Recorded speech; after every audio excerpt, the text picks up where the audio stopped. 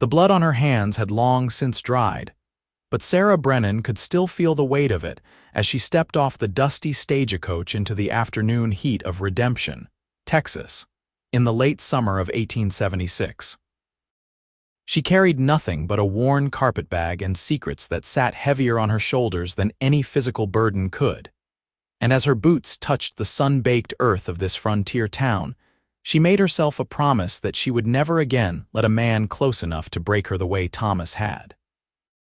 The main street stretched before her like a ribbon of possibility, flanked by wooden buildings that seemed to lean toward each other as if sharing whispers. The general store stood opposite the saloon, and further down she could see the sheriff's office, a boarding house with peeling white paint, and what looked like a small church at the far end of town. Cattle lowed somewhere in the distance, and the air smelled of dust, horse manure, and the faint promise of rain that might never come. Sarah adjusted her bonnet and smoothed her travel-stained dress, aware of the curious stares from the townspeople going about their business. A woman traveling alone always drew attention, especially one who looked like she had been running from something. She was 24 years old, though she felt decades older after everything she had endured. Her auburn hair was pulled back severely, and her green eyes held a wariness that no amount of distance could erase. "You need help with that bag, miss," a voice startled her, deep and unexpectedly gentle. Sarah turned to find herself looking up at a man who stood well over 6 feet tall, with shoulders broad enough to block out the sun.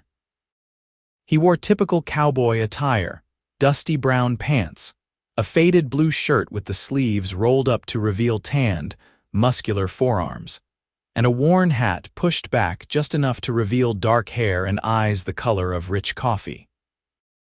A bandana hung loose around his neck, and he carried himself with the easy confidence of a man comfortable in his own skin. He looked to be around 28 or 29, with a face that was handsome in a rugged, lived-in sort of way, the kind that suggested he had seen hardship but had not let it harden him completely. "I can manage," Sarah replied quickly, her voice sharper than she intended.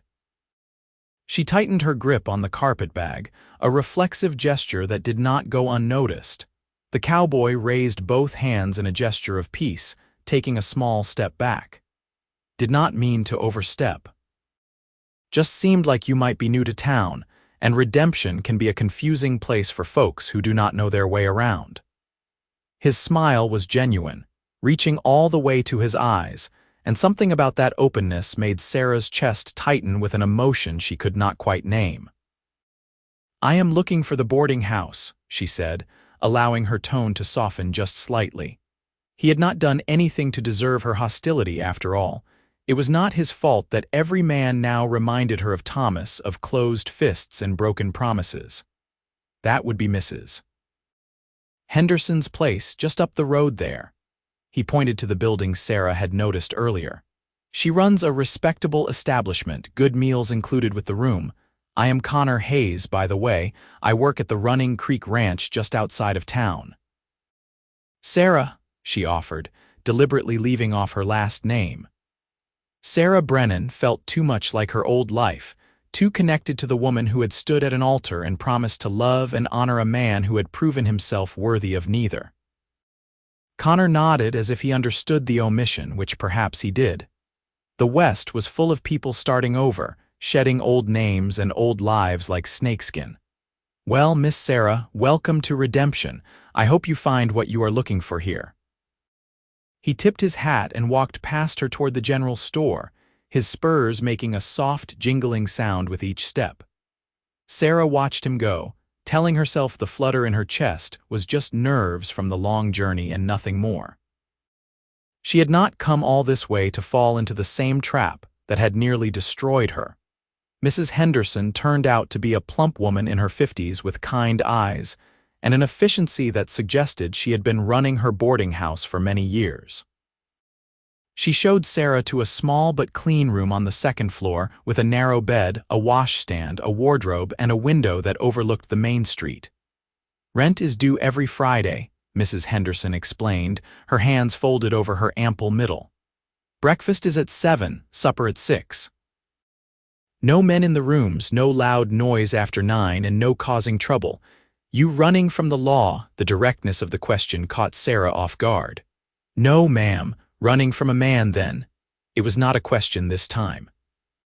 Sarah set her carpetbag on the bed and met the older woman's gaze steadily. I am running toward a new life. What I left behind is my own business. Mrs. Henderson's expression softened. Fair enough. But you should know that Redemption is a small town and people talk. If you have got trouble following you, it will find you here just as easy as anywhere else. Sheriff Morrison is a good man, though. If you need help, you go to him. I won't need help, Sarah said firmly. I can take care of myself.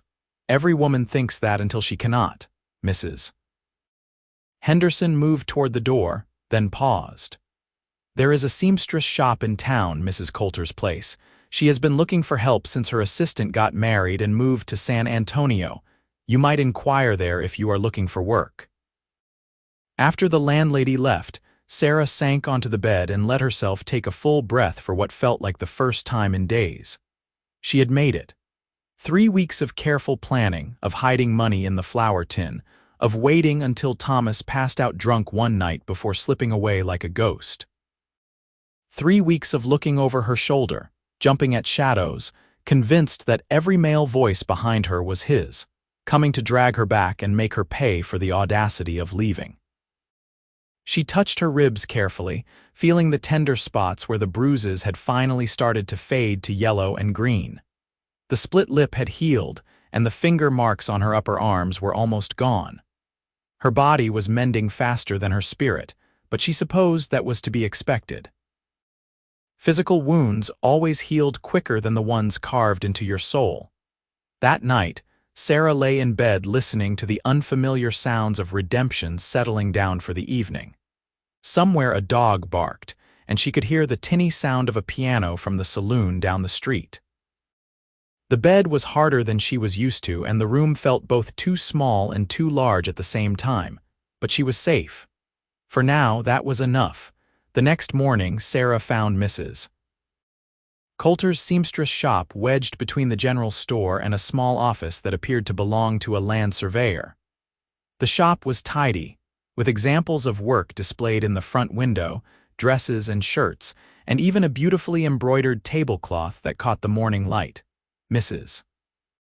Coulter herself was a thin, precise woman with silver-streaked dark hair and spectacles perched on her nose. She looked Sarah up and down with the assessing eye of someone who made their living judging fabric and fit. Mrs. Henderson sent you, she asked without preamble. Yes, ma'am. I understand you might need help. Can you sew? I can. My mother taught me when I was young. I can do basic mending, hemming, and I have made several of my own dresses. Sarah gestured to the one she was wearing, a simple gray cotton affair that had seen better days but was clean and neatly pressed. Mrs. Coulter examined the stitching critically. The seams are adequate. Can you embroider? Some. I am better with practical work than decorative, but I can learn. I need someone who can start immediately. The work is steady but not overwhelming. I can pay $2 a week plus any tips customers choose to give. Hours are 8 to 5, closed on Sundays.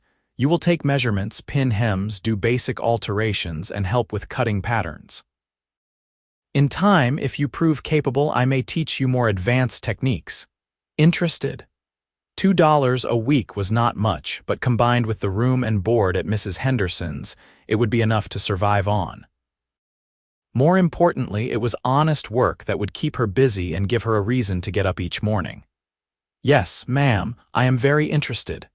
Then you can start tomorrow, be here at 8 sharp, and wear something you do not mind getting pins in. Sarah left the shop with a lightness in her step that surprised her. She had a job. She had a room. She was making a life here, independent and free. Thomas had always told her she was too stupid to survive on her own, that she needed him to take care of her. Proving him wrong felt better than she had imagined. She spent the rest of the morning exploring Redemption, getting her bearings. The town was small enough to walk from one end to the other in about 10 minutes, with a population she estimated at maybe 200 souls, possibly fewer. There was a modest schoolhouse on the edge of town, a blacksmith whose hammer rang out steadily, a small doctor's office, and a livery stable that smelled of hay and horses. The general store carried everything from flour and coffee to fabric and tools, and the proprietor, a balding man named Mr. Jessup, greeted her with friendly curiosity. "New in town?" he asked as Sarah examined a display of ribbons, thinking she might buy one once she got her first pay. "Just arrived yesterday." "Well, you picked a good time to come. We have got a dance next Saturday to celebrate the end of summer. Whole town turns out. Good way to meet people." His eyes held the calculating look of a man who enjoyed matchmaking. "I am not much for dancing," Sarah said quickly, stepping away from the ribbons, "but thank you for the information." She left the store feeling the familiar walls closing in. Of course there would be social events. Of course people would ask questions, try to pair her off, wonder why a woman her age was alone. She would have to develop better excuses, better deflections. She would have to become someone new, someone harder to read. As she walked back toward the boarding house, she nearly collided with Connor Hayes, who was leading a horse toward the livery stable. The animal was a beautiful chestnut mare with a white blaze on her face, and she whickered softly as Connor patted her neck. "Miss Sarah," Connor said, touching his hat brim, "settling in all right?" "Yes, thank you." Sarah noticed he had a cut on his jaw that had not been there yesterday, and his knuckles were scraped. "Are you all right?" Connor touched the cut self-consciously. "This." "Just a disagreement with a fence post. The fence post won." He smiled, but there was something in his eyes that suggested the injury had not come from any fence post. "You should clean that properly," Sarah heard herself say. "It could fester in this heat." "I will get to it eventually." "Got to get Rosie here settled first." He nodded toward the mare. "She threw a shoe this morning and we had a long ride back from the north pasture." "The doctor's office is just there," Sarah pointed out. "It would take 5 minutes." Connor studied her for a moment, and Sarah felt exposed under that steady gaze, as if he could see past all her carefully constructed walls to the damaged woman underneath. "You are probably right," he said finally, "but I am not much for doctors. Never liked the way they poke and prod." "Then at least wash it with clean water and whiskey when you get home." "You got medical training, Miss Sarah?" "No, just common sense." She softened the words with a small smile. "My mother was a practical woman. She believed in taking care of injuries before they became bigger problems." "Sounds like a wise woman." Connor shifted his weight and Rosie nudged his shoulder with her nose, impatient. "I should get this girl taken care of, but I hope to see you around town, Miss Sarah. Maybe at the dance next Saturday?" "I do not think so, but thank you." Sarah walked away before he could press the issue, her heart beating faster than it should. Connor Hayes seemed like a good man, genuinely kind and respectful in a way that Thomas never had been even in the beginning. But that was exactly why she needed to stay away from him. She had thought Thomas was a good man too, once upon a time. She had believed in the gentle words and careful courtship right up until the wedding night when she discovered the monster behind the mask. Never again. She had made herself that promise, and she intended to keep it. The week passed in a blur of routine that Sarah found comforting. She worked at Mrs. Coulter's shop, learning the particular requirements of various customers, pinning hems on ranch wives' Sunday dresses, mending shirts torn by barbed wire and hard work. Mrs. Coulter was exacting but fair, and she seemed pleased with Sarah's work ethic and attention to detail. In the evenings, Sarah ate supper at Mrs. Henderson's boarding house, sharing the table with 2 other residents, an older gentleman named Mr. Polk, who worked as a clerk at the land office, and a young man named Billy, who was a deputy under Sheriff Morrison. Both men were polite and largely uninterested in prying into Sarah's background, for which she was grateful. On Sunday, Sarah attended services at the small church, more out of a desire to blend in than any particular religious fervor. The pastor, Reverend Matthews, was an earnest young man with a wife and 2 small children, and his sermon about redemption and second chances hit a little too close to home. Sarah found herself blinking back unexpected tears, annoyed at her own weakness. After the service, several of the town women approached her with friendly curiosity. There was Mrs. Morrison, the sheriff's wife, a cheerful woman with a round face and intelligent eyes. There was Miss Abigail Reed, the schoolteacher, a prim woman in her 30s with a no-nonsense demeanor. And there was young Lucy Porter, barely 20, newly married and glowing with the kind of happiness Sarah remembered feeling once before reality had set in. "You simply must come to the dance on Saturday," Lucy insisted, clasping Sarah's hands. "Everyone will be there, and it is such fun. The Henderson boys bring their fiddles and we dance until our feet ache." "I am not sure I would be good company," Sarah demurred. "I am still getting settled." "Nonsense," Mrs. Morrison interjected. "The best way to settle into a community is to participate in it. Besides, there is always a shortage of ladies at these events. You would be doing the gentlemen a favor." Sarah doubted that very much, but she found herself reluctantly agreeing, worn down by their collective enthusiasm. It was only a few hours, she told herself. She could manage a few hours of socializing without falling apart. The week leading up to the dance, Sarah noticed Connor Hayes around town more often than seemed strictly coincidental. He would tip his hat and exchange pleasantries when their paths crossed, never pushing for more conversation than she seemed willing to give, but always leaving her with the impression that he would welcome the opportunity to know her better. On Wednesday, he came into Mrs. Coulter's shop with a shirt that needed buttons replaced. Mrs. Coulter was out making a delivery, so Sarah took the garment and examined the damage. 2 buttons had been ripped clean off and a third was hanging by a thread. "What happened?" she asked, reaching for her sewing kit. "Caught it on a nail in the barn," Connor said, but again Sarah had the sense he was not telling the whole truth. There were healing scratches on the backs of his hands that looked more like they had come from a fight than any farm work. "You seem to have a lot of accidents," Sarah observed, threading her needle. "Ranching is dangerous work." Connor leaned against the counter, watching her work. "You have steady hands. Mrs. Coulter would not keep me on if I did not." "I meant it as a compliment." Sarah concentrated on stitching the button, trying to ignore the way her pulse quickened with him standing so close. He smelled of leather and soap and something else, something earthy and masculine that made her think of wide open spaces and freedom. "I am nearly finished," she said, her voice coming out more breathless than she intended. "Sarah." The way he said her name, soft and careful, made her look up. His dark eyes were serious, concerned. "If someone is bothering you, if you need help, I want you to know you can ask." "Why would I need help?" The needle slipped, nearly pricking her finger. "Because you look like a woman who has been hurt and who expects to be hurt again." Connor said it matter-of-factly, without pity or judgment. "And because in the week you have been here, I have noticed you never quite relax. You are always watching, always ready to run. That tells me you are afraid of something." Sarah's hands stilled on the fabric. Her first instinct was to lie, to deflect, to build the walls higher. But something in Connor's expression, the genuine concern there, made the truth tumble out before she could stop it. "My last husband hurt me," she confessed, the words barely above a whisper.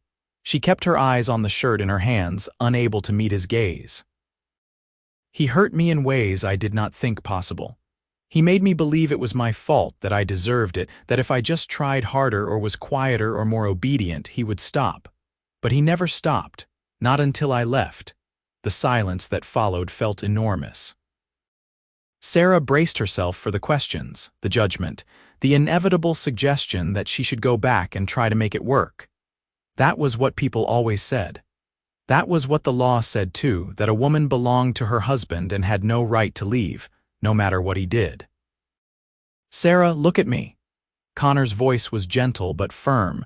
She forced herself to meet his eyes, expecting to see pity or disgust.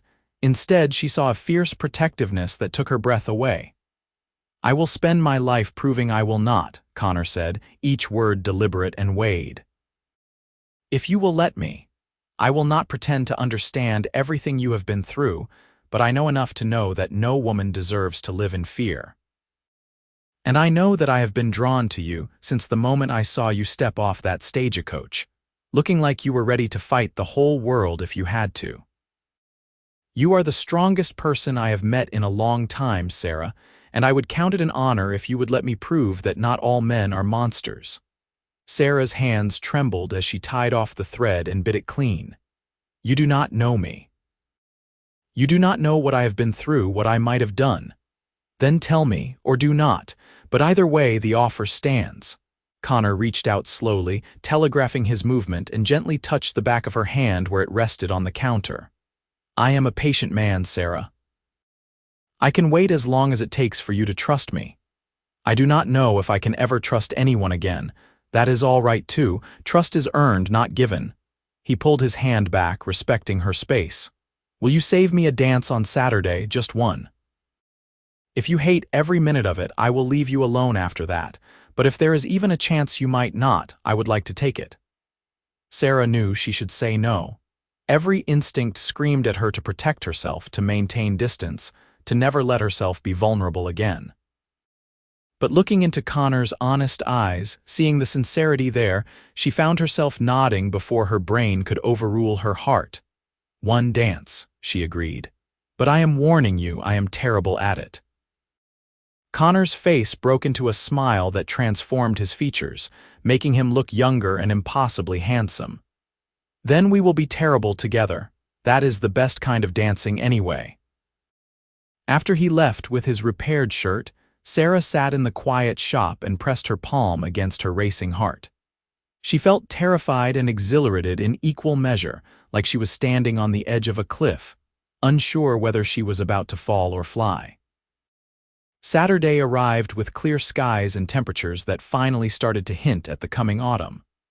The dance was held in the barn of the largest ranch near Redemption, the Triple Bar T, which belonged to a wealthy cattleman named Theodore Thompson. Sarah had borrowed a nicer dress from Mrs. Henderson, a deep green cotton with a modest neckline and sleeves that came to her elbows.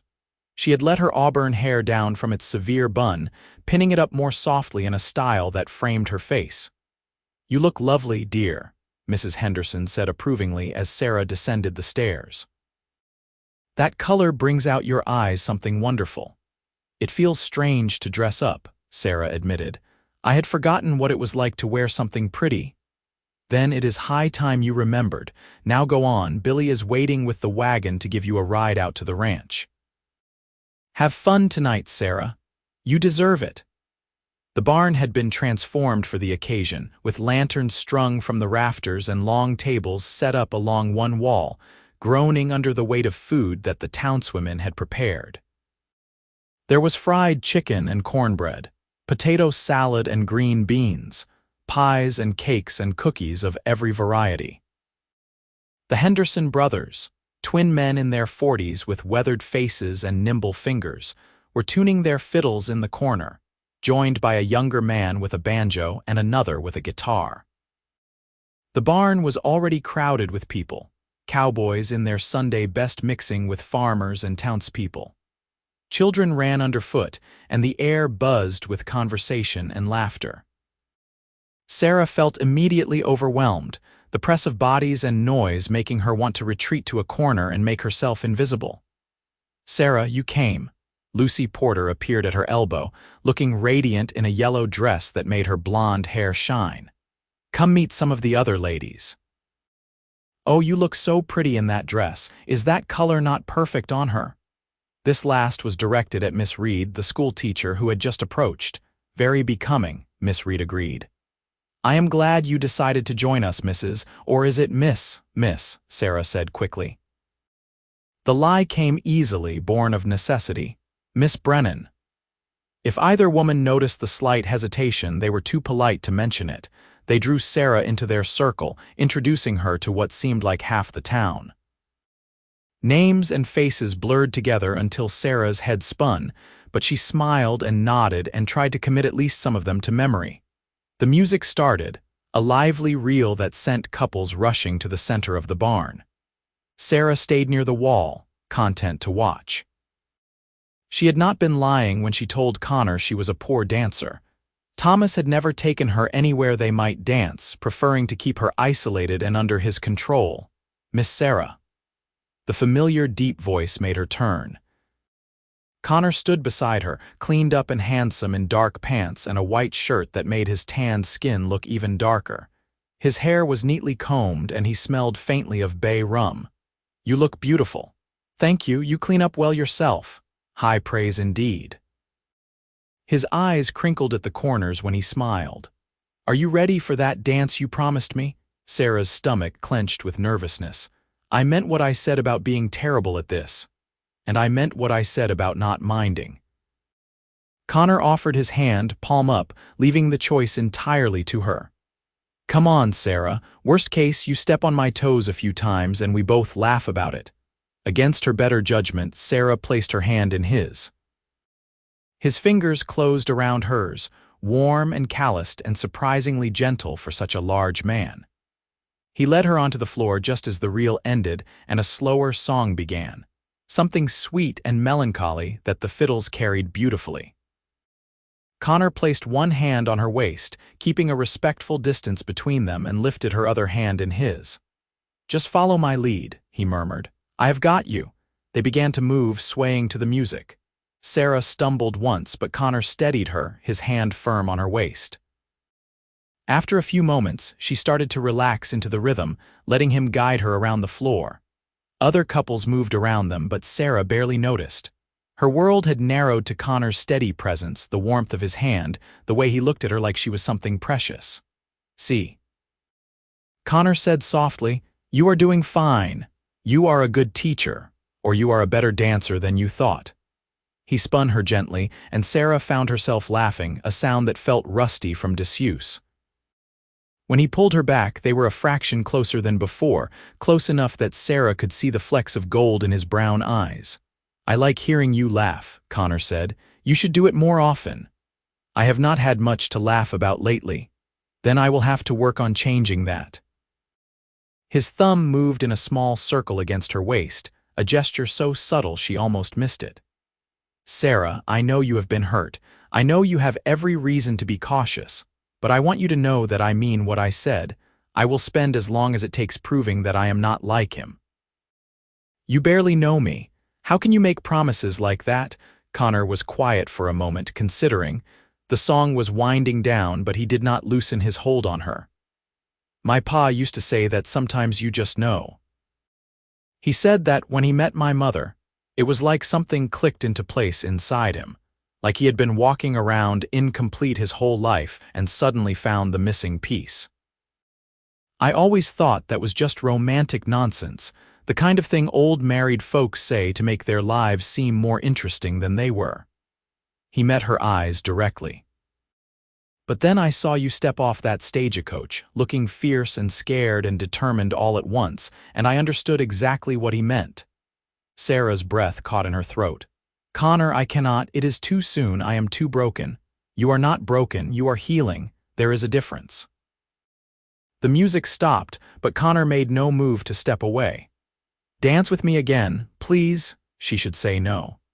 She should protect herself, maintain distance, remember all the lessons Thomas had taught her about the dangers of trusting men. But standing there in Connor's arms, feeling safer than she had in years, Sarah found herself nodding.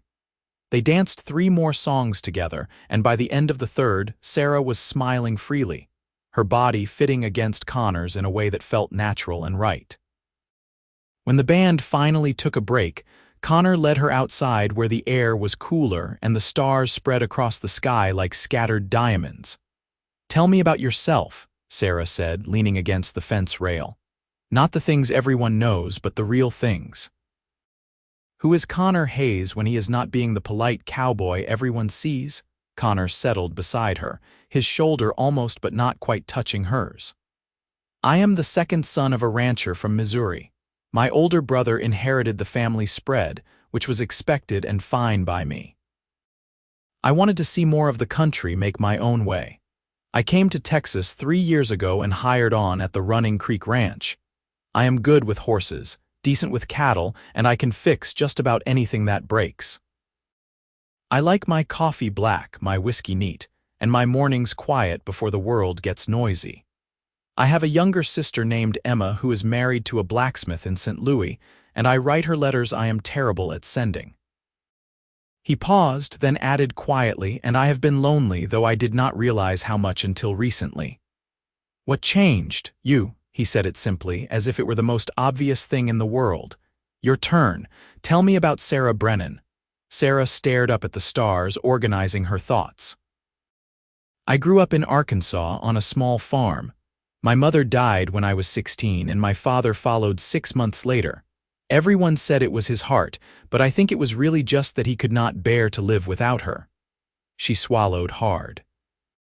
"I thought that was what love looked like, caring so much that you could not imagine life without the other person. So when Thomas started courting me, when he said all the right words and made all the right promises, I believed him. I married him 2 months later. How long were you married?" 4 years. 4 years of hell." Sarah's voice dropped to barely a whisper. "It started small. He would get angry about something, dinner not being ready on time or the house not being clean enough, and he would yell. Then the yelling turned to pushing. Then the pushing turned to hitting. By the end, I was afraid to breathe wrong. I kept thinking if I could just be better, quieter, more perfect, he would go back to being the man I married. But that man never existed. It was all a lie to trap me." Connor's jaw clenched and his hands tightened on the fence rail. "Where is he now?" "Back in Arkansas, I hope. I left while he was passed out drunk. I have been traveling for 3 weeks, staying in different towns, never more than a few days in case he tracked me. Redemption is the first place I have stopped long enough to put down even shallow roots. And if he finds you—" Sarah turned to look at Connor directly. "Then I run again. I will keep running for the rest of my life if I have to, because going back is not an option. I will die before I let him touch me again." "You will not have to run." Connor's voice was hard with conviction.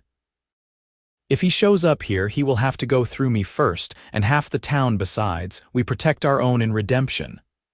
"I am not your own. I am nobody to you." "That is where you are wrong."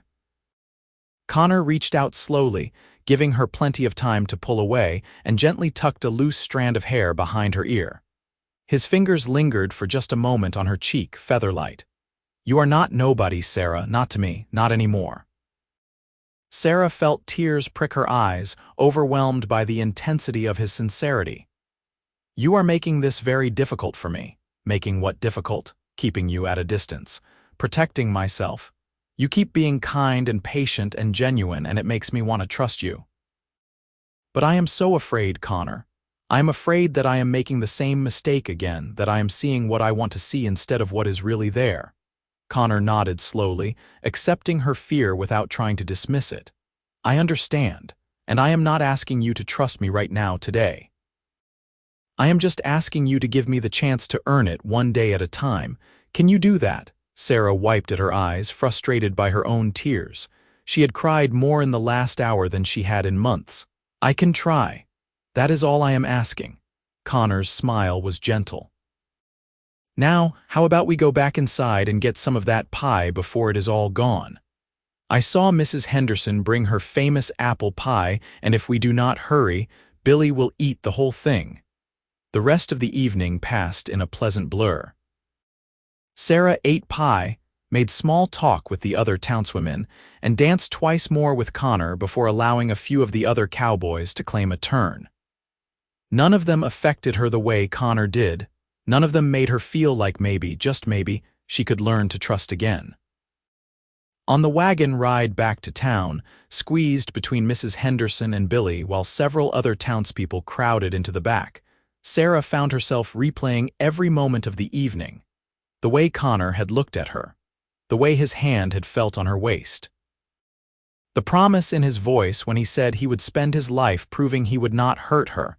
It was terrifying and thrilling in equal measure, this feeling blooming in her chest. She recognized it, though she had thought she would never feel it again. It was hope. The weeks that followed fell into a comfortable pattern. Sarah worked at the seamstress shop, attended church on Sundays, and slowly became a familiar face around redemption. Connor was a constant presence, though he was careful never to push too hard or move too fast. He would stop by the shop to exchange pleasantries, always finding some excuse about a button that needed replacing or a hem that needed stitching. He would sit with her at church, not touching but close enough that she could feel the warmth of him. He would walk her home from Mrs. Henderson's after supper, and they would talk about everything and nothing, their conversations ranging from the weather to books to dreams they had never shared with anyone else. One afternoon in late September, Connor arrived at the shop with a wildflower bouquet, the stems wrapped carefully in a strip of cloth. "I was riding fence on the north pasture and saw these growing," he said, looking almost shy. "Thought you might like them."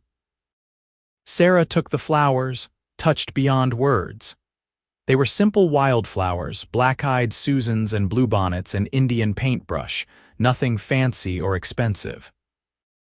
But they were beautiful, and the fact that he had thought of her, had taken the time to pick them and bring them to her, meant more than any grand gesture could have. "They are lovely," she said softly.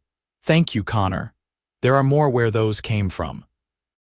Texas has got plenty of wildflowers, and I happen to know where most of them grow." His smile was warm. "Maybe you would like to see for yourself sometime. We could go riding. I would bring a picnic, show you some of the prettier spots around the ranch." Sarah's first instinct was to refuse, to keep maintaining the careful distance between them. But then she looked at the flowers in her hands, thought about how patient Connor had been, how he had kept his word about earning her trust one day at a time. "I would like that," she heard herself say. "But I should warn you I am not much of a rider. Then I will teach you. I am good with nervous horses, and I imagine the same principles apply to nervous people." Connor's eyes twinkled. "How about next Sunday after church? The weather should hold for a few more weeks before it gets too cold." "Next Sunday," Sarah agreed, her heart fluttering with a mixture of nervousness and anticipation. That evening she arranged the wildflowers in a mason jar on her nightstand and sat staring at them for a long time. They represented something she had not allowed herself in years, the possibility of something good. Something real. Something that might not hurt her in the end. Sunday dawned clear and bright, with just enough of a breeze to make the warmth tolerable. After church, Sarah changed into her most practical dress, a simple brown calico that would not show dirt, and met Connor at the livery stable where he was saddling two horses.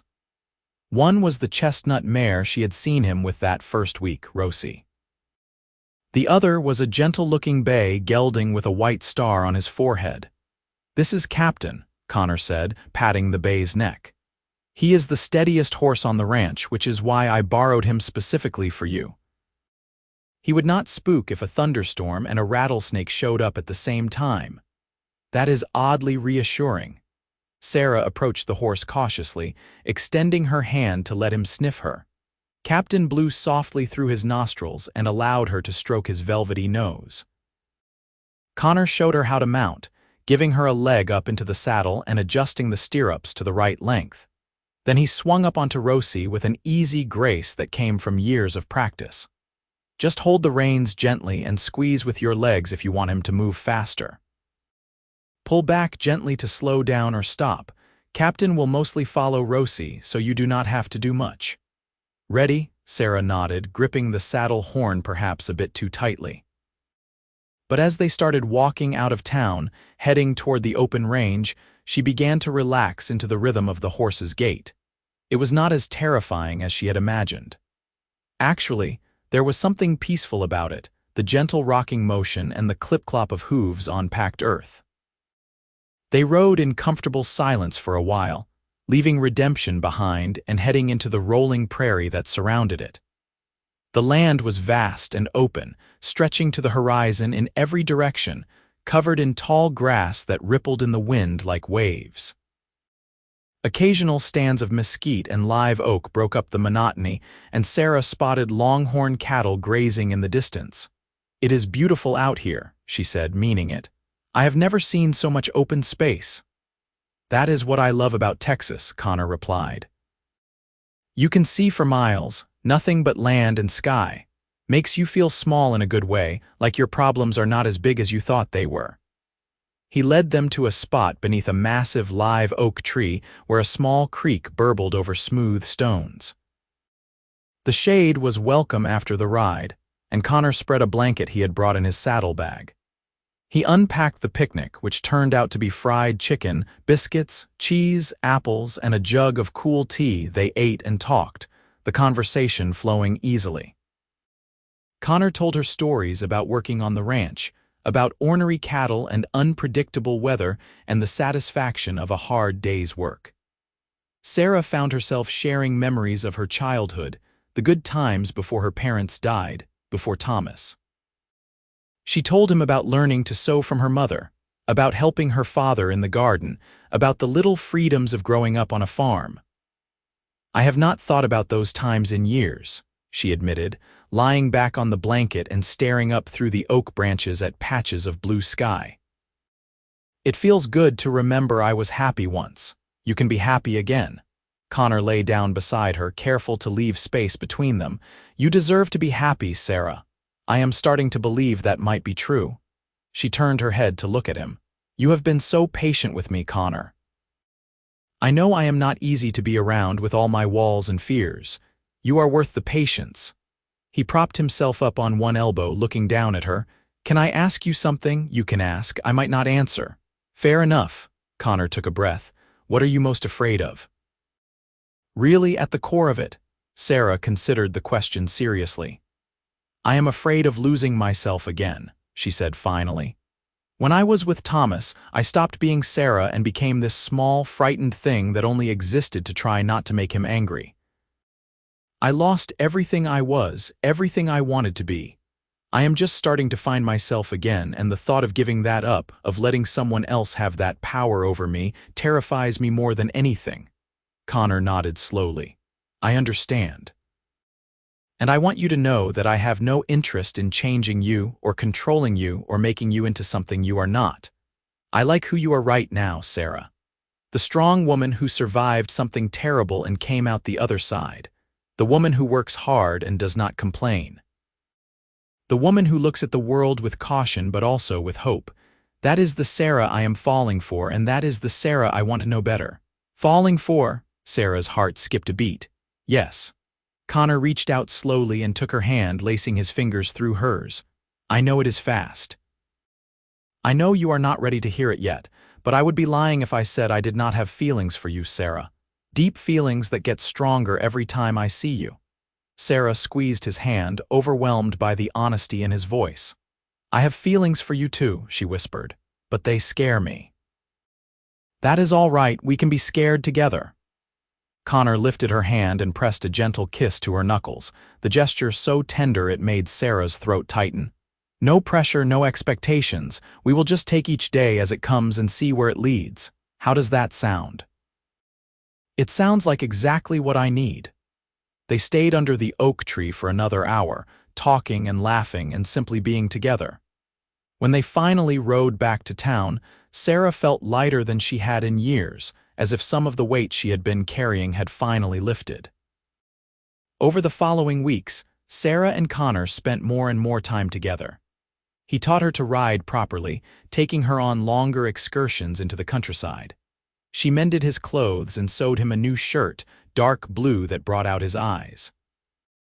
They attended church together, sat together at community events, and became one of those couples that everyone assumed would eventually marry, though no official announcement had been made. Sarah found herself trusting Connor more each day.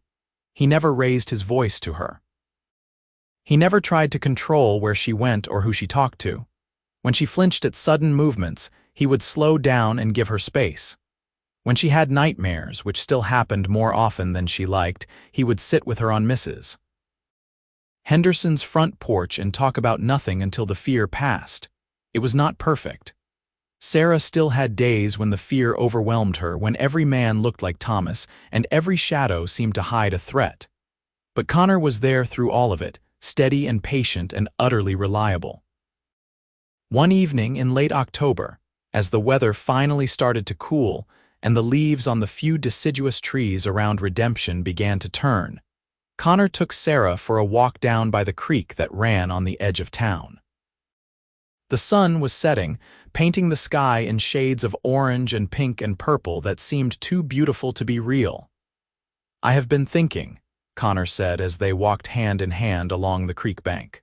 "The Running Creek Ranch is looking for a housekeeper. The position comes with a small cabin on the property and it pays better than the seamstress shop. I was wondering if you might be interested." Sarah felt her stomach clench. "Connor, I like my independence. If I work at the ranch where you work, people will talk, they will assume things." "Let them assume. The point is, it would give you more security and better pay, and selfishly, I would get to see you more often." He stopped walking and turned to face her.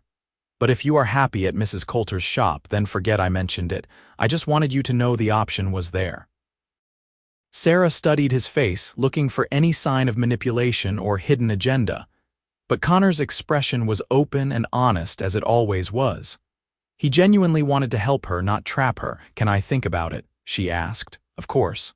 Take all the time you need." They continued walking as dusk deepened to night. Crickets sang in the grass and somewhere an owl hooted. Sarah felt Connor's hand warm in hers and made a decision that had been building for weeks. "Connor, will you kiss me?" He stopped so abruptly that she nearly stumbled. "Are you sure?" "No." "But I want to try." Sarah turned to face him fully, her heart pounding. "I want to see if I can do this, if I can let someone be close to me again, and if I am going to try with anyone, it should be you." Connor cupped her face gently with both hands, his touch feather-light. "If you want me to stop at any point, just say so." "All right," Sarah nodded, not trusting her voice. Connor leaned in slowly, giving her every opportunity to pull away. When his lips finally touched hers, it was gentle and sweet, nothing like the punishing kisses Thomas had forced on her. This was different, a question rather than a demand. An invitation rather than a taking. Sarah relaxed into it, her hands coming up to rest on Connor's chest. She could feel his heart beating fast beneath her palms, could sense the restraint in the way he held her, as if she were made of glass. When he pulled back, his eyes searched her face anxiously. "Was that all right?" he asked. It was more than all right. Sarah felt tears prick her eyes, but they were good tears this time. "Thank you for being patient with me. Always." Connor pressed a kiss to her forehead. "I meant what I said, Sarah. I will spend my life proving I will not hurt you. However long it takes, whatever you need from me, I am here. I know." And the miraculous thing was, she did know. Somewhere along the way, Connor Hayes had proven himself trustworthy. He had earned her faith through consistent action and unwavering kindness. "I love you," she whispered, the words escaping before she could second-guess them. Connor's face transformed with joy. "I love you too. God, Sarah, I have loved you for weeks, but I did not want to say it and scare you off." "I am done being scared." Even as she said it, Sarah knew it was not entirely true. She would probably always carry some fear, some wariness born of hard experience. But she was learning that courage was not the absence of fear, but the willingness to move forward despite it. Or at least, I am done letting fear stop me from living. They walked back to town hand in hand, and when Connor left her at Mrs. Henderson's front door, he kissed her again, longer this time but still heartbreakingly gentle. Sarah went to bed that night with her fingers pressed to her lips, marveling at how different things could be with the right person. The next morning, she gave her notice at the seamstress shop and accepted the position at Running Creek Ranch. Mrs. Coulter was disappointed but understanding, and she promised Sarah she could always come back if things did not work out. The small cabin on the ranch property was better than Sarah could have hoped for. It had 2 rooms, a main living area with a stove and table, and a separate bedroom with a real bed frame and mattress. There were windows with actual glass, a sturdy door with a lock, and best of all, it was hers. Her own space, not beholden to anyone. The work itself was manageable. She cooked meals for the ranch hands, did laundry, and kept the main house tidy for the owner, Mr. Douglas, a widower in his 60s who mostly stayed out of everyone's way. The men were respectful, and if any of them had improper thoughts about the new housekeeper, Connor's protective presence made sure they kept those thoughts to themselves. Sarah fell into the rhythm of ranch life more easily than she had expected. She woke with the sun, prepared breakfast for hungry cowboys, and spent her days in productive work. Connor would stop by whenever his duties allowed, stealing moments to talk or share a cup of coffee. In the evenings, after the supper dishes were cleared, they would sit on her cabin's small porch and watch the stars come out, talking about their days and their dreams. November arrived with cooler temperatures and the promise of winter. Sarah had been in Redemption for 3 months, and the town felt like home in a way Arkansas never had. She had friends here, people who cared about her well-being without prying into her past. She had meaningful work that paid her enough to save a little money each month. And she had Connor, steady and true and increasingly important to her happiness. On Thanksgiving, the entire town gathered at the church for a community dinner. Sarah helped prepare the food, working alongside Mrs. Morrison and Lucy Porter and the other women. It felt good to be part of something, to contribute and belong. During the meal, as Sarah sat squeezed between Connor and Mrs. Henderson at one of the long tables, she found herself genuinely thankful for the first time in years. Thankful for this town that had welcomed her. Thankful for the opportunity to start over. Thankful for the man beside her who had shown her that love did not have to hurt. Later, as people were cleaning up, Sheriff Morrison approached Connor with a serious expression. "Hayes, can I have a word?" Connor excused himself and stepped outside with the sheriff. Sarah continued gathering plates, but a tendril of unease wound through her chest. When Connor returned 15 minutes later, his face was grim. "What is wrong?" Sarah asked, setting down the plates she was holding. "Let me take you back to the cabin. We need to talk." The ride back to the ranch was silent, Connor's jaw tight with tension. Once they were inside Sarah's cabin with the door closed, he took her hands in his. "Sarah, the sheriff got a telegraph today. There is a man asking questions about you in towns to the east. Description matches your husband." Sarah felt the blood drain from her face. "Thomas, he found me." "He has not found you yet, but he is working his way west, asking in every town if anyone has seen a woman matching your description. Morrison thinks he might reach Redemption within the week. Then I have to leave." Sarah pulled her hands from Connor's and moved toward the wardrobe, already mentally cataloging what she would need to pack. "I have to run again before he gets here." "No," Connor's voice was firm. "You are not running anymore, Sarah. This is your home now, and we are going to protect it. You do not understand what he is like. He will not just leave. He will cause trouble, hurt people. He might hurt you." The thought of Thomas laying a hand on Connor made Sarah's stomach turn. Let him try. Connor's expression was hard. "I am not afraid of your husband, Sarah, and neither is the rest of this town. We take care of our own, remember? But I am not." "Yes, you are. You are one of us now, whether you believe it or not."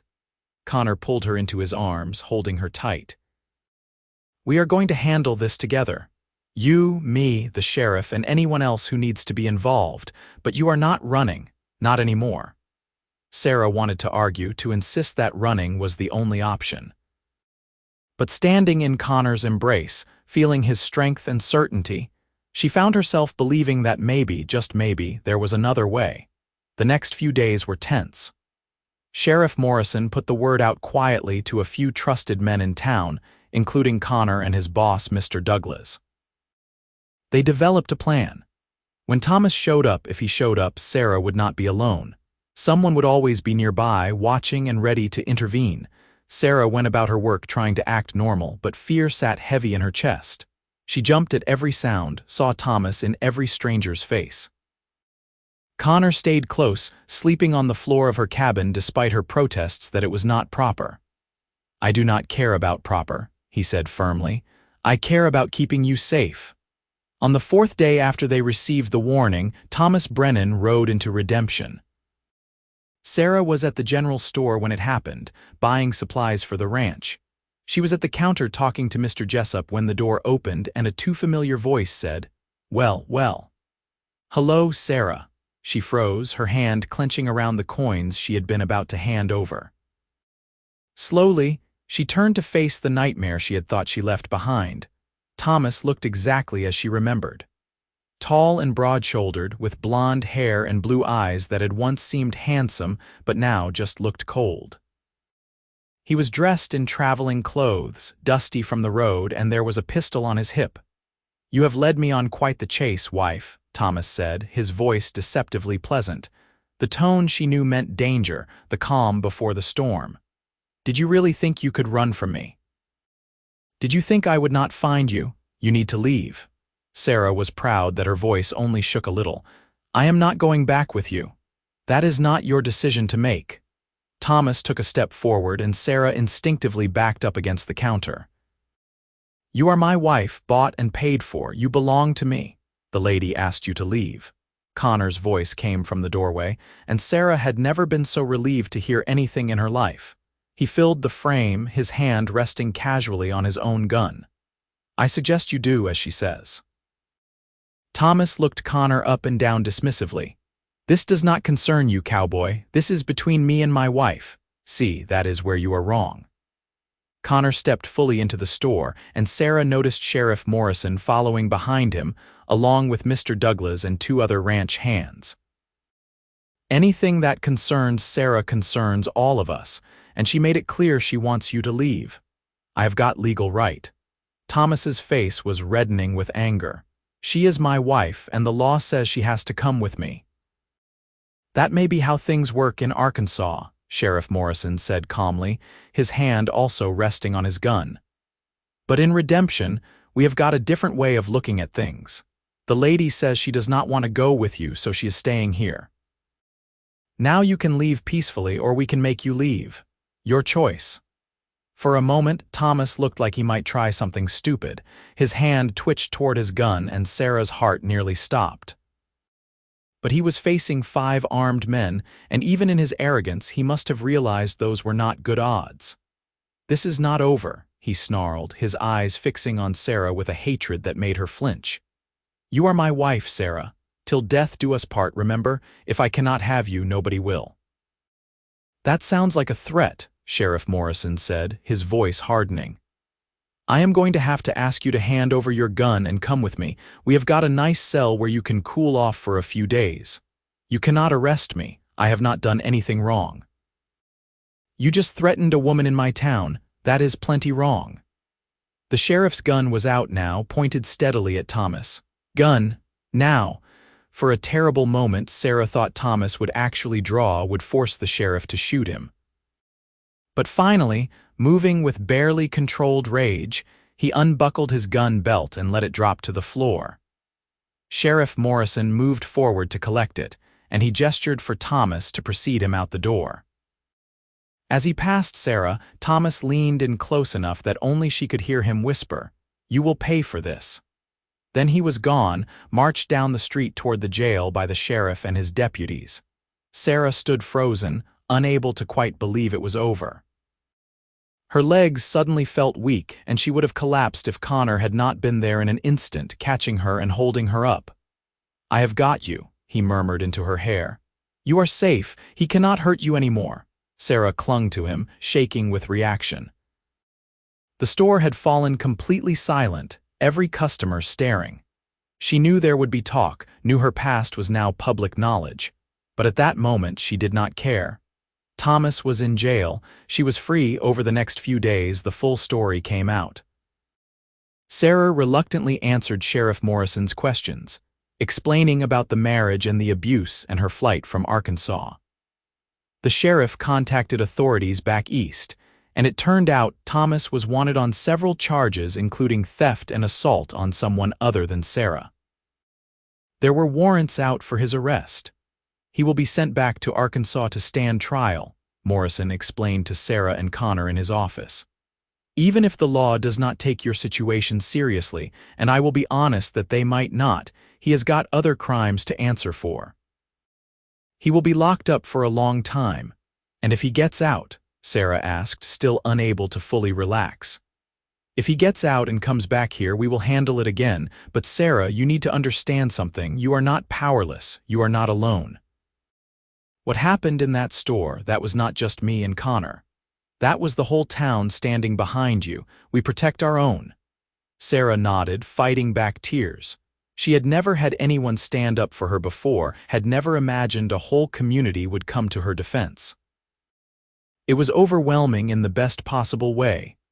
That evening, as she and Connor sat on her cabin porch watching the sun set, Sarah finally allowed herself to believe she might actually be safe. Thomas was locked up, awaiting transport back to Arkansas. He could not touch her anymore. "Thank you," she said quietly, her hand in Connor's, "for everything.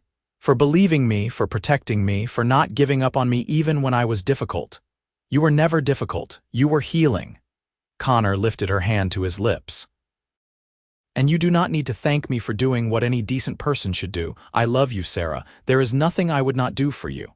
Sarah turned to face him fully. "Marry me," Connor's eyes widened. "What? Marry me?" Sarah repeated, more certain now. "I know it is fast.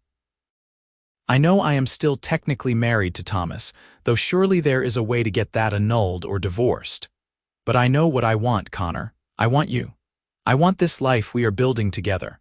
I want to wake up next to you every morning and fall asleep in your arms every night. I want to stop being afraid and start being happy. Will you marry me?" Connor's face split into the biggest smile Sarah had ever seen. "Yes. God, yes, I will marry you, Sarah. I will marry you tomorrow if we can manage it."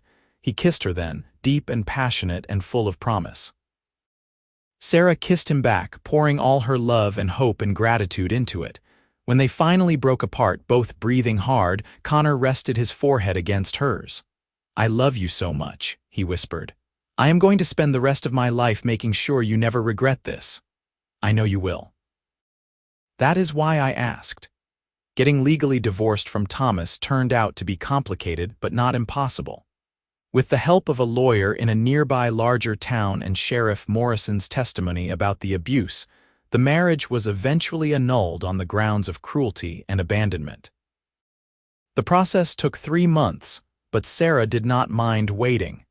She knew what she had with Connor was real, and a piece of paper would not change that. In February of 1877, 5 months after Thomas had been taken away in chains, Sarah Brennan became Sarah Hayes in a simple ceremony at the Redemption Church. She wore a dress she had sewn herself, pale blue with lace at the collar and cuffs, and Connor wore his best suit, looking nervous and handsome and utterly happy. The whole town turned out for the wedding. Mrs. Henderson cried happy tears. Lucy Porter caught the bouquet and blushed when her husband teased her about wanting another baby. Sheriff Morrison gave Sarah away, since she had no family of her own, and his wife played the piano for the ceremony. When Reverend Matthews asked if anyone objected to the union, there was only supportive silence. And when he pronounced them husband and wife, and Connor kissed her in front of everyone, Sarah felt something inside her that had been broken for years finally click back into place. She was whole again. She was home. The reception was held at the same barn where Sarah had attended her first dance in Redemption, and this time when Connor led her onto the floor, she did not stumble once. They danced together, moving in perfect synchronization, and Sarah laughed with pure joy. "What are you thinking about?" Connor asked, spinning her gently. "I am thinking about how different my life is now. A year ago, I could not have imagined being this happy. I thought I was broken beyond repair. You were never broken. You were just waiting for the right person to show you that you deserved better." Connor pulled her close, not caring that they were supposed to maintain a respectable distance. "I am going to spend every day proving that you made the right choice trusting me. You already have," Sarah assured him. "You have spent my life proving you will not hurt me, just like you promised. And I believe you, Connor. I believe in us." After the reception, Connor took Sarah to the cabin they would now share as husband and wife. He had spent the previous week fixing it up, adding shelves and a bigger bed and little touches that made it feel more like a home. There were wildflowers in a vase on the table, and he had hung a mirror on the wall so Sarah could do her hair in the mornings. "It is not much," he said, suddenly shy. "But it is ours. It is perfect." Sarah took his hands in hers. "Everything is perfect." That night, Connor loved her with a gentleness that brought tears to her eyes. He took his time, checking in with her constantly, making sure she was comfortable and safe and happy. It was nothing like the brutal encounters with Thomas. This was intimacy as it was meant to be, two people choosing each other and expressing their love through touch. Afterwards, as they lay tangled together in the darkness, Connor traced lazy patterns on her arm. "Are you all right?" he asked softly. "I am more than all right, I am happy." Sarah snuggled closer to him, marveling at how safe she felt in his arms. "Thank you for being patient with me, for understanding that I needed time. Always, you set the pace, Sarah, now and forever. I love you. I love you too. More than I thought it was possible to love anyone." They fell asleep wrapped around each other, and for the first time in years, Sarah did not have nightmares. She dreamed instead of the future, of the life they would build together, of children and laughter and growing old beside a man who would never raise his hand to her in anger. The first year of their marriage was everything Sarah had hoped for and more. Connor was attentive and affectionate, never taking her for granted. They worked together on the ranch, with Sarah continuing as housekeeper and Connor managing the horse breeding program that Mr. Douglas had recently started. In the evenings, they would cook together, talking about their days, making plans for the future. Sarah stayed in touch with Mrs. Henderson and Mrs. Coulter, maintaining the friendships she had built. She joined the church ladies' auxiliary and volunteered to teach sewing to some of the younger girls in town. Slowly but surely, she built a community around herself, connections that made redemption feel like home. Connor was true to his word about proving himself every single day. He never yelled, never lost his temper in a way that made Sarah afraid. When they disagreed, which was inevitable, they talked through it calmly and respectfully. He encouraged her to have her own opinions, her own friends, her own interests. He built her a small workshop beside the cabin where she could sew without taking over the main living space. He brought her wildflowers every week, no matter how busy he was, and slowly, gradually, Sarah learned to relax. The hypervigilance faded. She stopped jumping at sudden noises. She could be in a room with other men without feeling afraid. She laughed more easily and smiled more often. The haunted look left her eyes, replaced by something softer and happier. In the spring of 1878, Sarah realized she was pregnant. The discovery filled her with a complex mix of emotions. Joy, because she and Connor had talked about wanting children. Fear, because pregnancy made her vulnerable in ways she had not been since leaving Thomas. Excitement, because this baby would be born into love and safety, would never know the kind of fear Sarah had lived with. When she told Connor, he picked her up and spun her around, whooping with delight.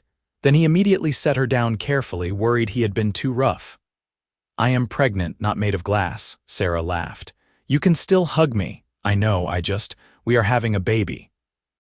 "Sarah, we are having a baby." Connor's eyes were bright with happy tears. "I am going to be a father." "You are going to be an excellent father," Sarah assured him. "Our child is lucky to have you." The pregnancy progressed smoothly. Sarah continued working for as long as she felt able, and the women of redemption rallied around her with advice and hand-me-down baby clothes and offers to help once the baby arrived. Connor was attentive to the point of being overprotective, constantly worried that Sarah was doing too much or not eating enough or not resting enough. "Connor, women have been having babies since the beginning of time," Sarah said one evening when he tried to insist she sit down instead of making supper. "I am perfectly capable of cooking dinner while pregnant.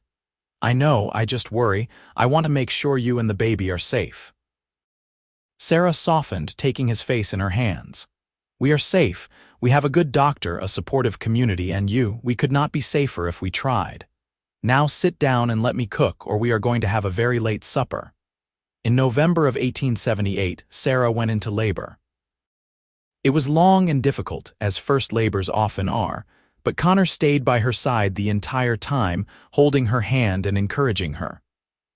When their son finally arrived, red-faced and screaming lustily, Sarah felt a love so fierce it took her breath away.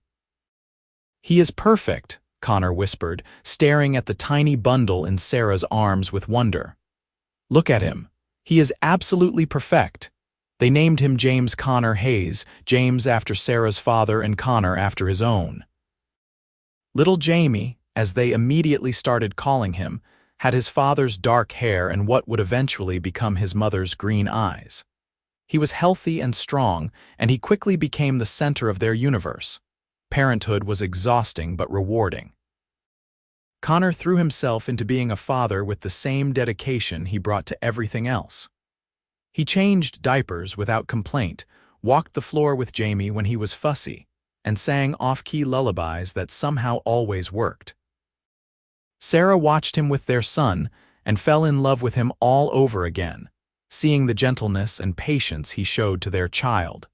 As Jamie grew from infant to toddler, Sarah found herself healing in ways she had not expected. Watching Connor interact with their son, seeing the tenderness and care he showed, erased the last of her fears. This was what a real man looked like. This was what love was supposed to be, gentle and patient and kind. When Jamie was 2, Sarah became pregnant again. This time the pregnancy was easier, perhaps because she knew what to expect. Their daughter, Emma Rose Hayes, was born in the spring of 1881. She had Sarah's auburn hair and Connor's brown eyes, and from the moment she arrived, she had her father wrapped around her tiny finger. 2 children, Connor marveled one evening as they sat on their porch, watching Jamie play in the yard while Emma slept in Sarah's arms. "We have got 2 beautiful, healthy children. Sometimes I have to pinch myself to make sure this is real." "It is real," Sarah assured him, leaning against his shoulder. "We built this together, Connor, this family, this life. We built it from nothing but hope and love and hard work." "Best thing I ever did was talk to a scared woman getting off a stagecoach," Connor said softly. "Best decision I ever made was not giving up on her, even when she was determined to push me away. Best decision I ever made was trusting you." Sarah looked up at him. "You kept your promise, you know. You have spent our life together proving you would not hurt me. You have proven it so thoroughly that I cannot even remember what it felt like to be afraid anymore."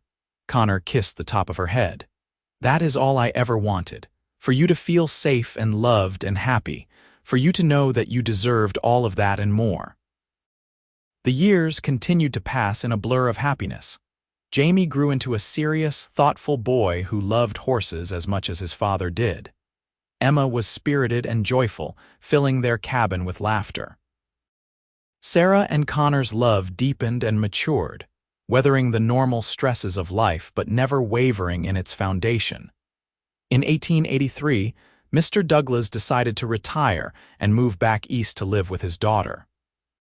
He offered to sell the Running Creek Ranch to Connor at a price he could afford, knowing the younger man had the skills and dedication to run it successfully. Connor and Sarah talked long into the night about whether they could manage it, whether they should take the risk. "I believe in you," Sarah said finally. "I believe in us. We have built something strong here, Connor. We can handle this." So Connor bought the ranch and they became landowners, no longer just hired help but proprietors of their own destiny. It was hard work, but they had never been afraid of that. They hired ranch hands to help with the cattle and horses, and Sarah managed the household and finances with the same competence she had brought to everything else. The ranch prospered under their care. Connor had a gift for breeding quality horses, and Running Creek became known throughout Texas for producing reliable, sturdy animals. Sarah expanded her sewing business on the side, making extra money by creating custom clothing for wealthier clients in nearby towns. Together, they built a legacy for their children. As the children grew older, Sarah made sure to teach them about resilience and courage and the importance of treating people with kindness. She never told them the full details of her first marriage, but she made sure they understood that love should never hurt, that respect was not negotiable, that they should never settle for less than they deserved. Jamie grew into a young man who was quiet and strong, much like his father. Emma was vibrant and independent, refusing to be limited by society's expectations of what a woman could or should do. Sarah looked at her daughter and saw the woman she herself might have been if she had not lost so many years to Thomas. She was determined that Emma would never know that kind of fear, that kind of powerlessness. In 1890, Sarah was 38 years old and Connor was 42. They had been married for 13 years, and their love had only grown stronger with time. One evening in late summer, as they sat on the porch of the ranch house they had built to replace the cabin, watching the sun set over land that was theirs, Connor took her hand. "You remember what I said to you that day in the seamstress shop?" he asked. "When you told me about your first husband, you said you would spend your life proving you would not hurt me. I did, and I have spent every day since then trying to keep that promise. But Sarah, I need you to know something. You have spent our life together proving something to me too." Sarah looked at him in surprise. "What could I possibly have proven to you? That love is real. That the kind of partnership my parents had, the kind I always hoped for but was not sure existed, is possible. You have shown me every day that I am worthy of being loved, that being gentle and patient and kind are strengths, not weaknesses. You have made me a better man, Sarah. A better husband, a better father, a better person in every way." Sarah felt tears spring to her eyes. "You were already a good man. I just gave you the opportunity to show it. Maybe, but I want you to know that these 13 years with you have been the happiest of my life.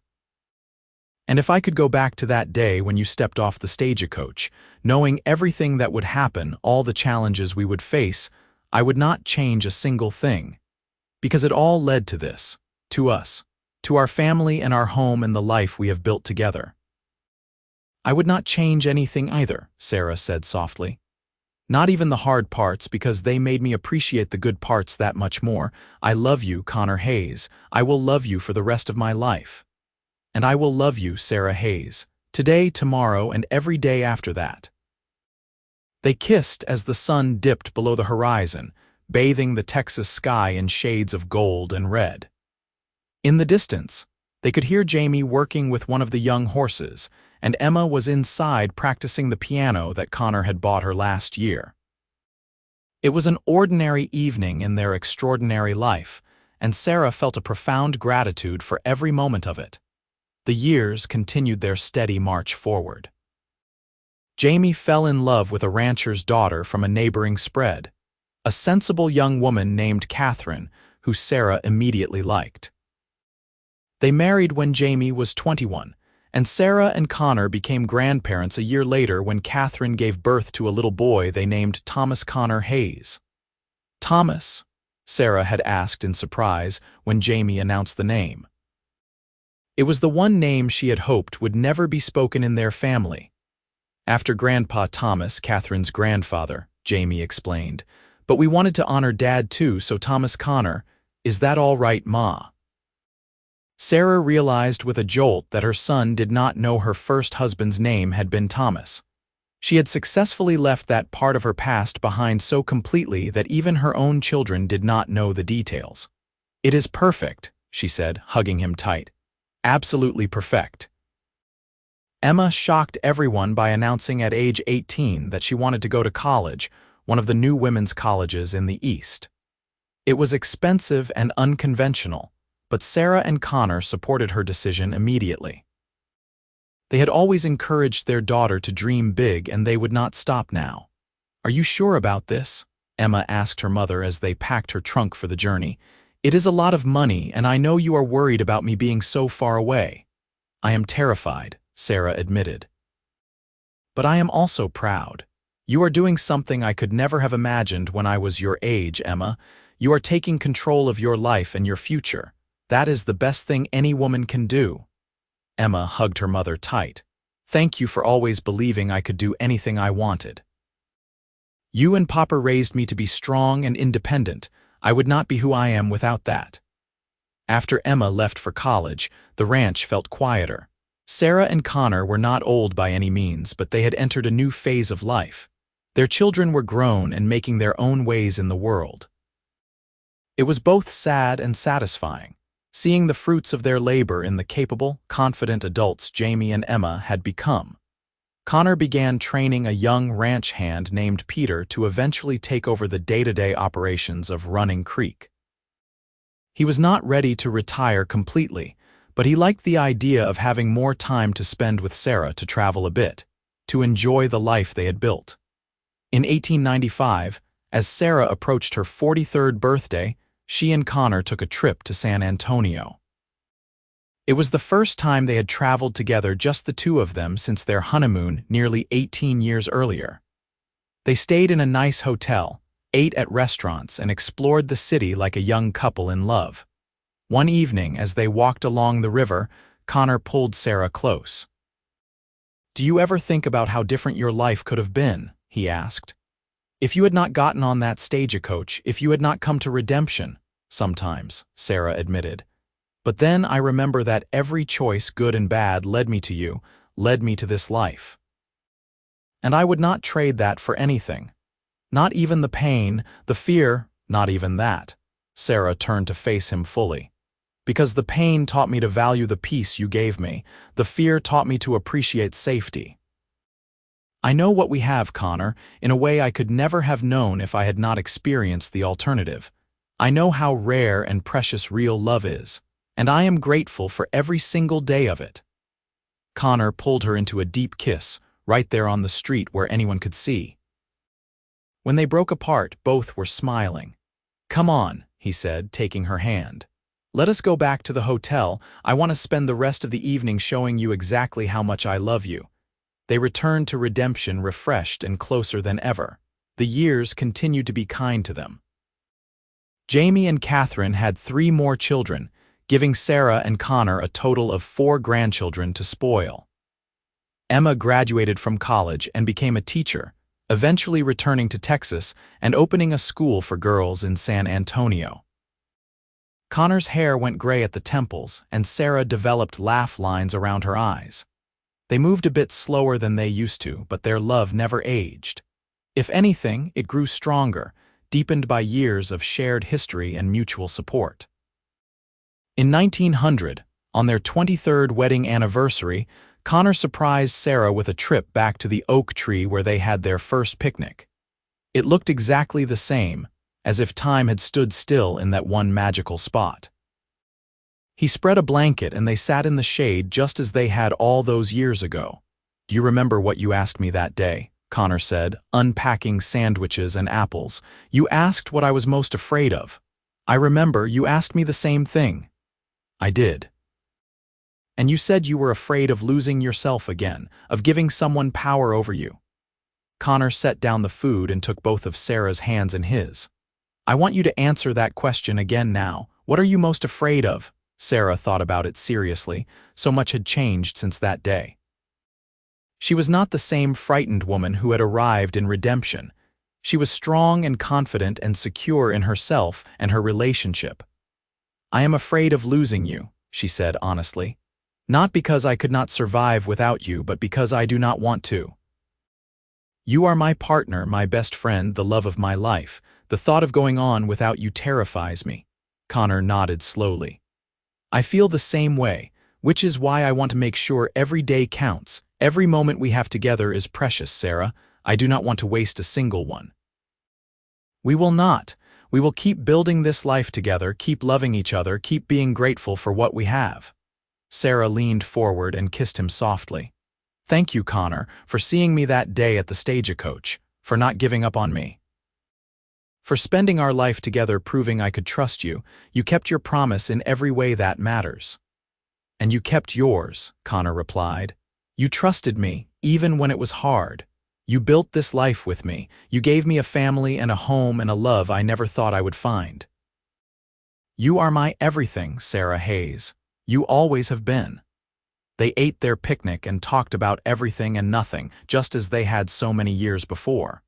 The conversation flowed as easily as it always had, 2 people who knew each other so well they could finish each other's sentences.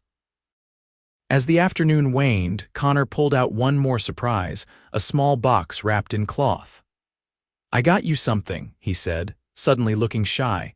Sarah opened the box to find a delicate gold locket on a chain. She opened it to see two small photographs inside. One was of Jamie and Emma as children, and the other was of her and Connor on their wedding day, looking young and hopeful and utterly in love. "Connor, this is beautiful," she breathed, tears springing to her eyes. "I wanted you to have something to remember these years by. Something to hold close to your heart." He took the locket and fastened it around her neck. "You hold all of us close to your heart every day. I wanted you to have a physical reminder of that love." Sarah touched the locket, feeling the weight of it against her skin. "I will treasure this always. Just as I treasure you and this life we have built together." They stayed under the oak tree until the sun began to set, painting the sky in brilliant shades of orange and purple. As they rode back to the ranch, side by side as they had been for over 2 decades, Sarah felt a profound sense of contentment. Her life had not been easy, but it had been worth every struggle. She thought about the woman who had stepped off that stagecoach so many years ago, carrying nothing but a carpetbag and a heart full of fear. That woman had been brave enough to run, brave enough to start over, brave enough to eventually trust again. She had built a new life from nothing, had found love when she least expected it, had created a family and a home and a legacy. And it had all started with a simple confession, a moment of vulnerability that had changed everything. "My last husband hurt me," she had said, laying her pain bare. And Connor had responded with a promise that had shaped the rest of their lives. "I will spend my life proving I will not." He had kept that promise. Every single day, in ways large and small, he had proven himself trustworthy. And in doing so, he had given Sarah back the thing she thought she had lost forever: the ability to believe in love. The ability to believe in herself. The ability to believe in a future that held joy instead of pain. As they reached the ranch and put the horses away for the night, Sarah took Connor's hand and pulled him close. The sun had fully set now, and the stars were beginning to appear, brilliant pinpricks of light in the vast Texas sky. "You know what I think about sometimes?" she asked softly. "What is that?" "I think about how close I came to never finding this. How if I had been too afraid to get on that stagecoach, too afraid to leave Thomas, too afraid to trust you when you offered me kindness, I would have missed out on all of it. This life, this love, this happiness. It almost did not happen, Connor, and that thought makes me appreciate it all so much more." Connor wrapped his arms around her, holding her close. "But it did happen. You were brave enough to leave, brave enough to start over, brave enough to let me in. That took more courage than most people have in a lifetime, Sarah. You saved yourself. I just had the privilege of being there to help." "We saved each other," Sarah corrected. "You showed me what real love looks like. You gave me a reason to trust again. We built this life together, Connor, as partners in every sense of the word." They stood there under the stars, two people who had weathered storms and come out stronger on the other side. They had built a life of purpose and meaning, raised children who would carry their values forward into the next generation, created a home that was filled with love and laughter. They had proven that it was possible to overcome even the deepest wounds, that healing was not only possible but attainable with the right partner by your side. In the distance, a coyote howled, and the wind carried the scent of sagebrush and possibility. The ranch was quiet, settled down for the night, and inside the house they had built together, lamps glowed warmly. It was home in every sense of the word, a sanctuary they had created through hard work and dedication and unwavering commitment to each other. Sarah leaned her head against Connor's chest, listening to the steady beat of his heart.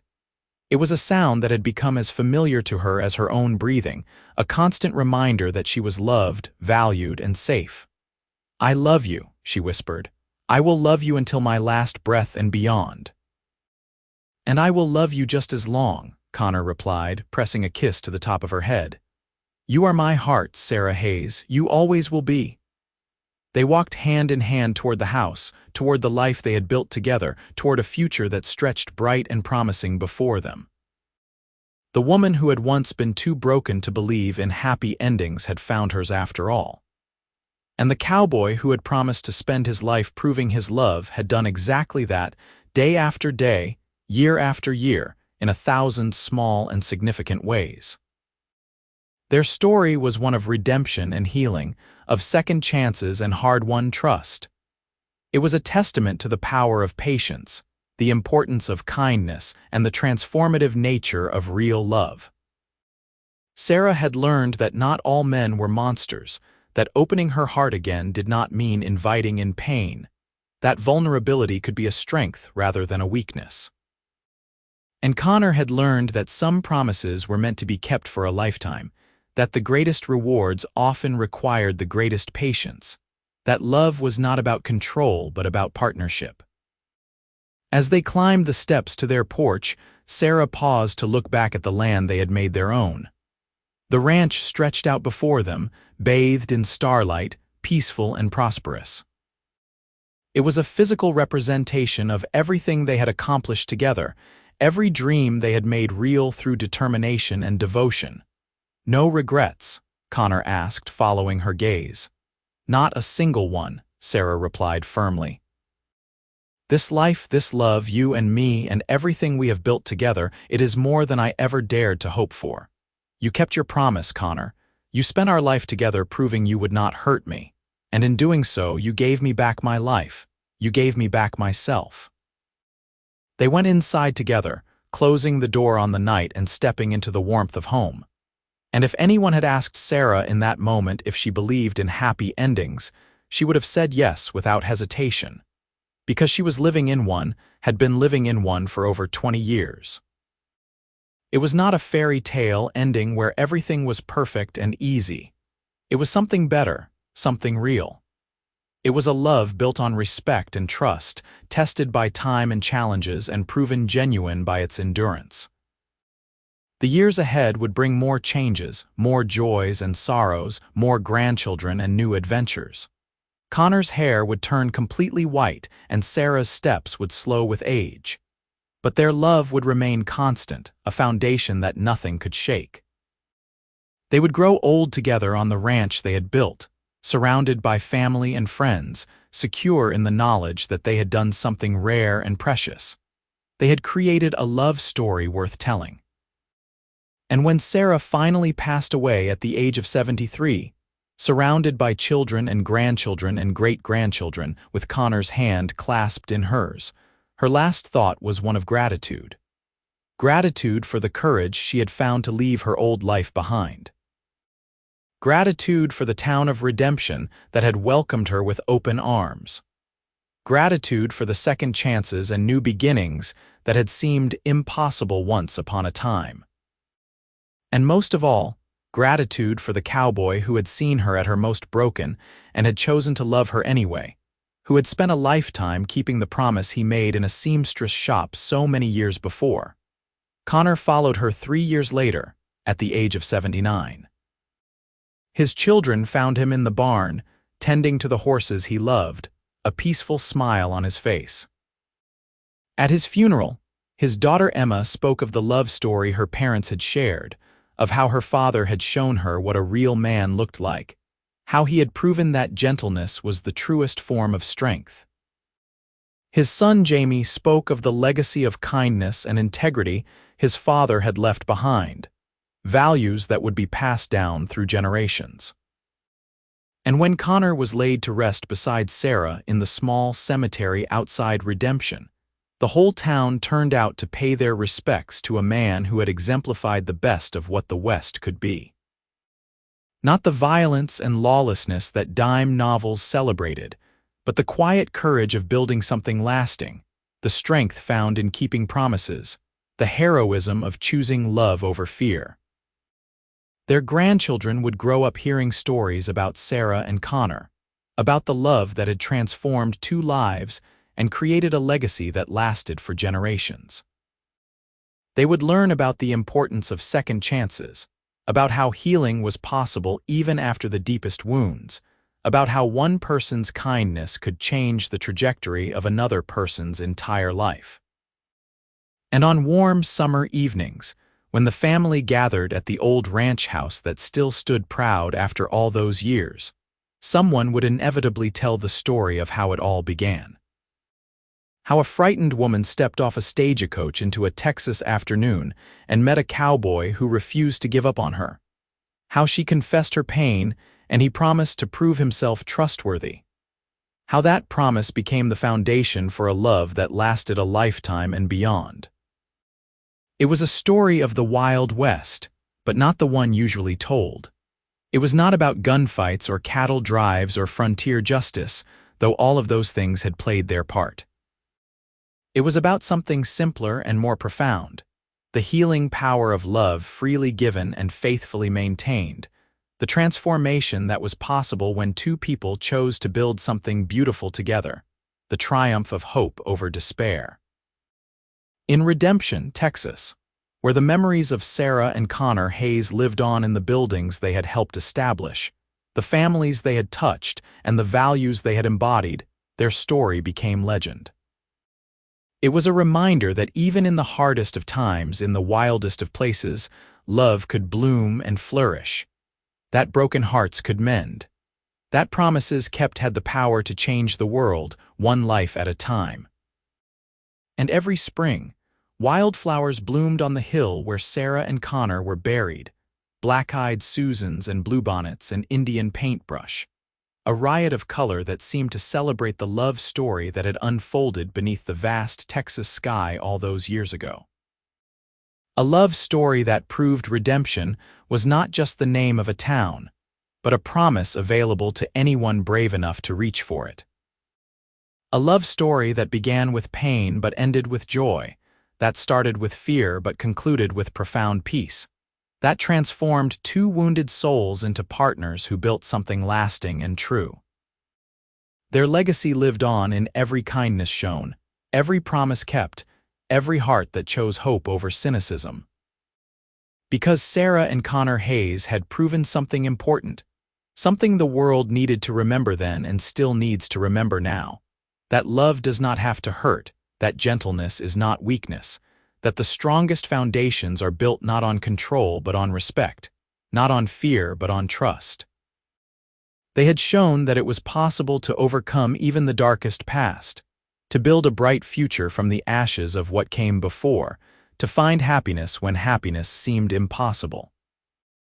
And in doing so, they had created a legacy that would never fade, a story that would be told and retold, inspiring others to believe in second chances, in healing, in the transformative power of a love built on a foundation of patience, respect, and promises faithfully kept. It was a story that belonged not just to Sarah and Connor, but to everyone who had ever needed to believe that better days were possible, that darkness did not last forever, that hope was never misplaced. It was, quite simply, a love story, the best kind there is.